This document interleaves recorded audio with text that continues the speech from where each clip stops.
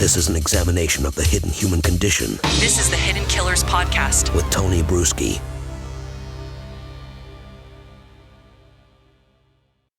We are breaking down the lawsuit from Rodney Jones against Diddy, Sean P. Diddy Combs.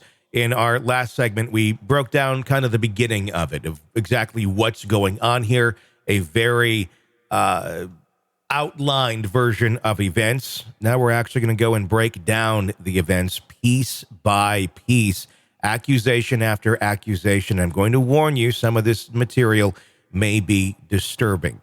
So be aware. We're going to be talking about some accusations of sexual assaults and other illegal activities. So beware. We're going to start now with line 29, the Chalice Recording Studios shooting. On or about September 12th of 2022, Mr. Combs held a writers and producers camp at Chalice Recording Studios. Present at this camp were Mr. Combs, his son Justin Combs, and Justin's friends named G. Mr. G is a 30-year-old tall African-American male. In addition to these individuals, other musicians were present at this camp. This writer has spoken to several musicians who attend the camp. One evening during the camp, Mr. Combs, J. Combs, and G were in a heated conversation. The conversation was moved out of the studio and into a restroom adjacent to where Mr. Jones was sitting. Mr. Jones was approximately 2 feet away from the bathroom when gunshots rang out. Mr. Jones recalls hearing multiple gunshots. Nothing like having this happen at Diddy's camp. Let's do a little gunplay. Mr. Jones immediately went into a state of shock and feared that he would be shot next. Mr. Jones genuinely believed that he would be shot through the door due to how close he was. After the shooting ended, a crowd gathered around the restroom. When the door finally opened, Mr. Combs and J. Combs exited. G was lying on the restroom floor in a fetal position, holding his stomach and bleeding out of his leg-hip area. Everyone stood around looking upon G. Frustrated by the lack of aid to G, Mr. Jones dropped everything, ran to G, and immediately began placing pressure on G's gunshot wound to his stomach.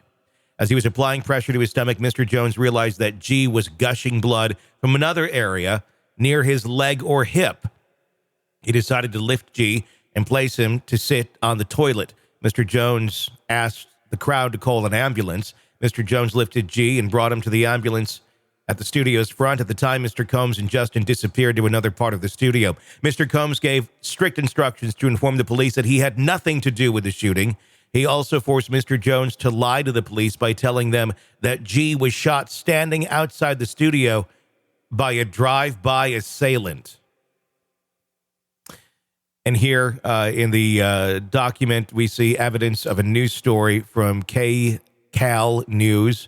Man shot outside party at Hollywood recording studio.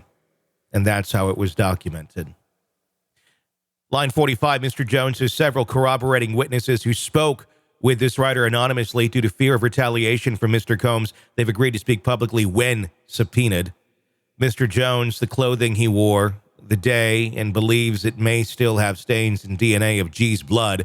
The following are screenshots from the aftermath of the restroom where G was shot by either Mr. Combs or J. Combs. And if you're watching this on YouTube, you can see some of these evidence shots here. It's blood on the floor, on the toilet. It looks like a horrific scene of a shooting, because that's exactly what took place.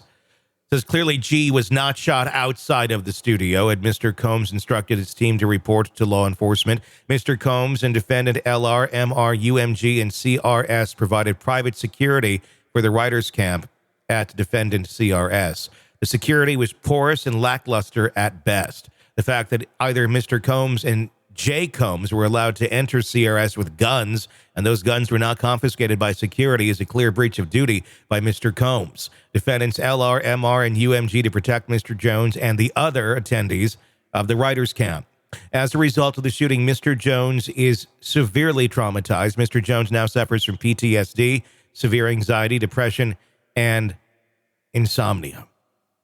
Can you imagine this? Can you imagine you're going to work on a record and you've done this your entire life? This is what you do, and then this is what you're walking into, and this is just normal behavior. We're going to talk about the next section in this here as well before we break to our third segment. this next section is titled Mr. Jones was sexually harassed and assaulted by Mr. Combs. Here's what it says. Dear Casey. No, I'm kidding.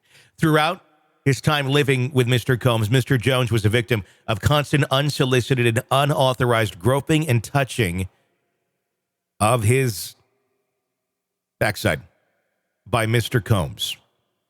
These events took place in L.A., New York, Florida, and the United States Virgin Islands. In addition to the unsolicited and unauthorized touching, Mr. Jones was forced by Mr. Combs to work in Mr. Combs' bathroom as Mr. Combs walked around naked and showered in a clear glass enclosure.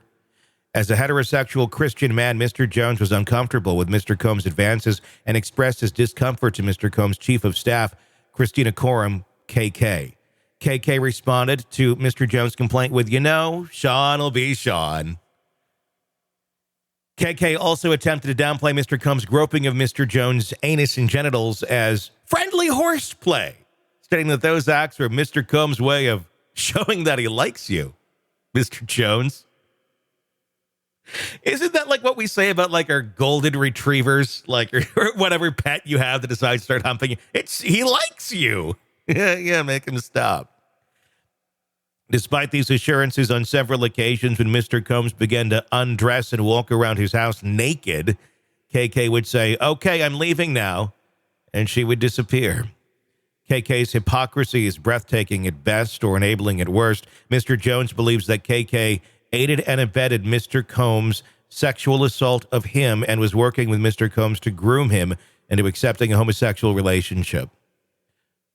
Though these sexually deviant acts, one would say Mr. Combs has a pattern and practice of engaging in such nefarious activity, this ongoing conduct shows that Mr. Combs cannot be rehabilitated. That's where we will stop for this segment. The next one is titled Mr. Combs Attempted to Groom Mr. Jones into Engaging in Gay Sex. We'll go to that segment and take a look at some of the evidence here in this massive document that we're trying to break down for you here on True Crime Today and the Hidden Killers podcast. Be sure to press subscribe so you don't miss it as we continue to break it all down. I'm Tony Brueski. Stay with us. Want to listen ad-free? Want advance access to all of our interviews before anyone else? Become a True Crime Today Premium Plus subscriber on Apple Podcasts. You get every episode commercial-free. So you can binge on True Crime until you can binge no more. Search True Crime Today Premium Plus on Apple Podcasts now, or go to our podcast page and sign up now. More of the Hidden Killers podcast next.